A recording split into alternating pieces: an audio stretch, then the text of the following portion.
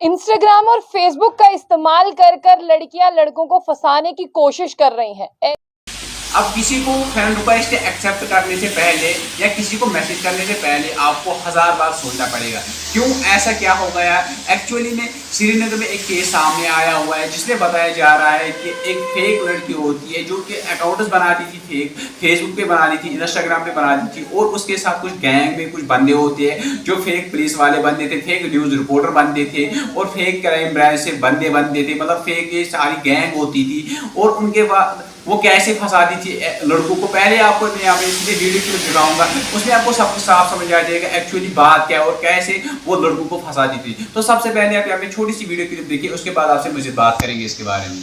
अलग Instagram account चलाती थी और उसी के साथ फेसबुक अकाउंट्स भी चलाती थी, जहां पर वो पैसे वाले लड़कों को मैसेज किया करती थी कि हाँ, मुझे आपसे बात करना अच्छा लगता है, आप मेरे घर आ सकते हैं। जब बात करते हुए ज्यादा वक्त हो जाता था, जैसे ही लड़का उसकी बताई हुई जगह पर पहुंचता था, यानी वो घर जो है वो आसिया का ही था। और आपको ये बता दें, तब उस लड़कियों को एक कमरे में ले जाया जाता था, जबकि उसके बगल वाले कमरे में वहां पर एक फेक रिपोर्टर मौजूद रहता था। और आपको ये भी बता दें कि वहां पर एक एसपी श्रीनगर के नाम बताकर वो भी उसी कमरे में मौजूद था और एक डिपार्टमेंट की ऑफिसर भी वहीं पर होती थी। लेकिन सबसे पहला काम होता था उस फेक रिपोर्टर का कि जैसे ही आसिया अपना पूरा काम कर ले और वो सिग्नल देती थी कि मेरा काम पूरा हो चुका है, यानी उसका काम था कि सिर्फ उनके फोटोग्राफ्स और उनकी वीडियोस बनाना, और इसके बाद में आसिया सिग्नल देती थी उस रिपोर्टर को कि अब तुम्हारा काम शुरू होता है।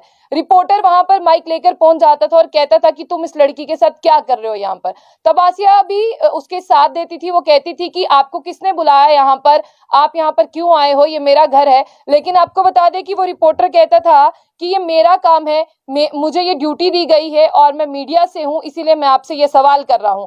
आगे आपको बता दें कि जहां पर ये कहा गया है, जो वहां पर एसपी थे वो भी आ जाते थे वहां पर, जिनका नाम फिरदौस अहमद मीर है, जो रैनाबारी के रहने वाले हैं। उसी के साथ जो आसिया है वो हनी ट्रैप गर्ल है, जो सबको फंसाने का काम करती थी।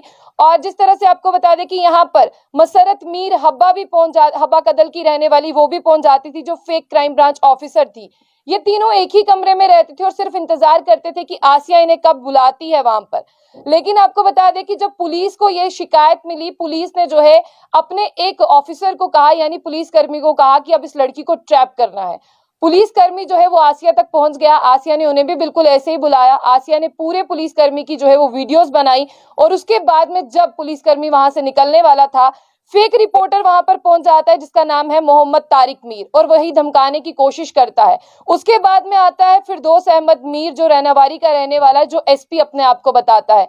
उसके बाद में एंट्री होती है मसरत मीर की, जो फेक क्राइम ब्रांच ऑफिसर है। ये तीनों उससे पैसे लेते हैं, तब उसके पास पैसे नहीं होते। हालांकि पुलिसकर्मी ये सारी घटनाक्रम को जो है वो भी समझ रहा होता है, लेकिन वो कहते हैं कि मेरा दोस्त आपको पैसे ट्रांसफर कर देगा। लेकिन इतने से बात नहीं बनती। वो कहते हैं जो कैश है, जो बैंक अकाउंट है, वो भी हमें दिखा दो।